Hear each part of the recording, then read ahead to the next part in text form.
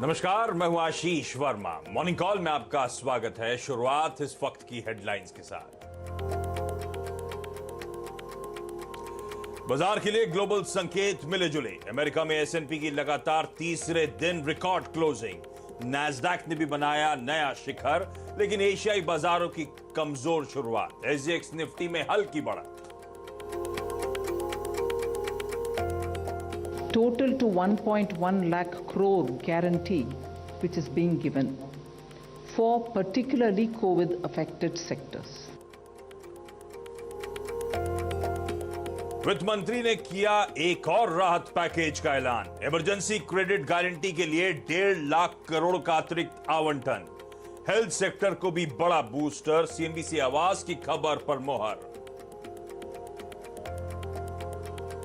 Hotels, airline कंपनियों में आज दिखेगा एक्शन। राहत पैकेज में टूरिज्म सेक्टर को भी बूस्टर डोज। ट्रैवल एजेंट और गाइड को गारंटीड लोन। 5 लाख टूरिस्ट के लिए 31 मार्च तक वीजा फ्री। एग्रीकल्चर सेक्टर के लिए न्यूट्रिएंट बेस्ड सब्सिडी की राशि 42,275 करोड़ की। एचडीएफसी लाइफ के 7 करोड़ शेयर ब्लॉक डील के जरिए करीब 3,000 करोड़ रुपए में बेचेगी स्टैंडर्ड लाइफ। 658 से 678 रुपए प्रति शेयर भाव पर हो सकता है सौदा।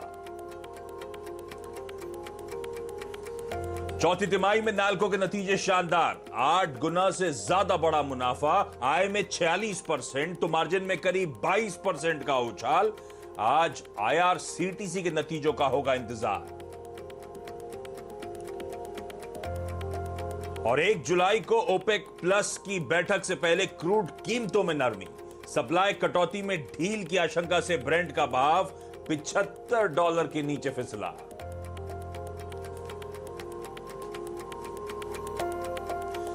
चलिए मंगलवार की सुबह और थोड़ा पस्त पड़ते हुए भारतीय बाजार। कल भी जहां खुले थे वहीं दिन का हाई था।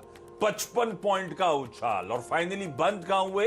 45 पॉइंट निफ्टी नीचे जाके बंद होता हुआ नजर आया।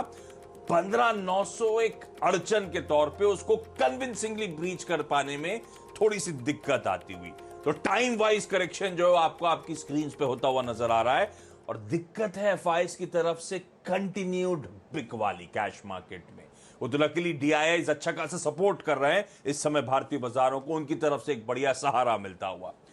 पर सब भूल जाइए, आज मंगलवार है, मंगल का दिन है। होपफुली कुछ अच्छा ही होगा, कुछ बढ़िया ही होता हुआ नजर आएगा। क्विकली संकेत आज के सेशन के लिए आपको आपकी स्क्रीन पे नजर आएंगे। मिला जुला था यूएस का सेशन। तो अगर डाउ देखता हूं क्लोजली तो 0.5% नीचे था, पर अगर बाकी बेंचमार्क्स देखता हूं तो एसएनपी 1/4% का उछाल, नैस्डैक 1% की मजबूती। कुछ नहीं हुआ। फ्राइडे को डाउ में आउट परफॉर्मेंस था, 2/3 3/4% ऊपर था, नैस्डैक फ्लैट था। तो आज बस वो डाउ में करेक्शन और नैस्डैक कैचअप करता हुआ नजर आया। एसएनपी और नैस्डैक ने नए रिकॉर्ड उच्चतम शिखर छुए, नए रिकॉर्ड उच्चतम स्तर छुए। बढ़िया मोमेंटम और खास तौर पे ग्रोथ स्टॉक्स कल के सेशन में वहां पे फोकस में लौटते हुए नजर आए। अच्छा, तब और अब एक बार स्क्रीन पे तो पता चल जाएगा डाइजेस्ट क्या किया था और हो क्या गया। डाउ देख रहे हैं तो थोड़ा मूड बिगड़ जाएगा। 16 पॉइंट नीचे डाइजेस्ट करके गए थे डाउ फ्यूचर्स को, और एक्चुअल सेशन में 150 पॉइंट की कमजोरी डाउ में देखने को मिली है। पर नैस्डैक देखिए, 33 पॉइंट की तेजी डाइजेस्ट करके गए थे, 140 अंकों का उछाल था। तो डिपेंड करता है आप किस बेंचमार्क को देख रहे हैं। मिला जुला सेशन था, ओवरनाइट संकेत इसी तरह के। बाकी के इंपॉर्टेंट क्यूज आपकी स्क्रीन पर आएंगे, उस पर क्रूड पे ध्यान दीजिएगा। कल कई सारी चीजें मूड बिगाड़ने का काम कर रही थी, चाहे वो कोविड हो या क्रूड हो। क्रूड आपकी स्क्रीन पर आएगा कूल ऑफ होता हुआ। आज सुबह इनफैक्ट $74.5 प्रति बैरल के नीचे ब्रेंट का दाम पहुंचता हुआ। कल हमने 76.5 के लेवल्स देखे थे। तो ओपेक प्लस की जो बैठक प्रोड्यूसर साहब ने हेडलाइन में बाखूबी हाईलाइट कर दिया है, जो बैठक होने वाली है उससे पहले क्रूड कीमतों में थोड़ा कूल ऑफ आता हुआ नजर आ रहा है। डाउ फ्यूचर्स 20-25 पॉइंट नीचे, नैस्डैक एकदम फ्लैट कामकाज करते हुए फ्यूचर्स। तो फ्यूचर से कोई ज्यादा इंडिकेशन नहीं, एक फ्लैटिश सेशन के आज शाम को इंडिकेशंस आते हुए क्विकली पूरा एशियाई पैक स्क्रीन पर आ जाएगा। और आज मंगलवार के दिन एकदम फ्लैट ओपनिंग के इंडिकेशंस एसजीएक्स निफ्टी की तरफ से आते हुए, जहां कल बंद हुए थे उन्हीं लेवल्स पर शायद आज सुबह हम खुलते हुए नजर आए। ऐसे में ग्लोबली मूड मॉल कैसा है, नीरज वाजपेयी बताएंगे, वीरू से आज की स्ट्रैटेजी मांगेंगे और हर्षल से जानेंगे आज के तमाम important stocks in news. Neeraj ji good morning, कैसे संकेत? Good morning. संकेत काफ़ी अच्छे हैं। आप देखिए नैस्डैक में तेज़ी देखने को मिली, आईटी शेयर्स फिर से रौनक में लौटे।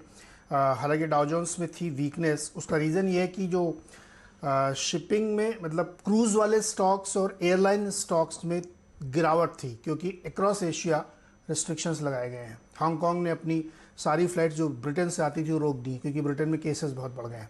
तो ओल्ड इकोनॉमी वाले स्टॉक, जिनको आप वैल्यू स्टॉक कहते हैं, वहाँ पे वीकनेस देखने को मिली है। तो फिर इसलिए आपको तेज़ी देखने को मिली नैस्डैक ने आईटी शेयर्स में। फेसबुक का मार्केट कैप $1 ट्रिलियन हो गया है, तो वो खरीदारी वहाँ पे देखने को मिली।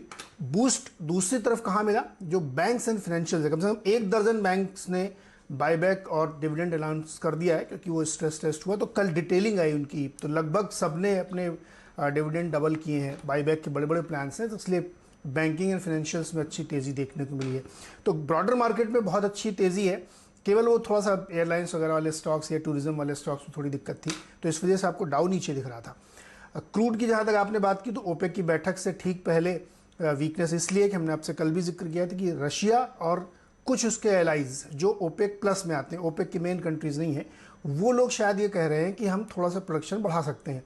तो उसकी वजह से क्रूड में अभी बैठक से पहले की नरमी है। 74.5 के आसपास ट्रेड कर रहा, जो 76 पहुंच गया था। देखना ये कि कितनी करते हैं, कितने मिलियन बैरल पर डे के हिसाब से करते हैं, क्योंकि डिमांड सर्ज अनप्रेसिडेंटेड है।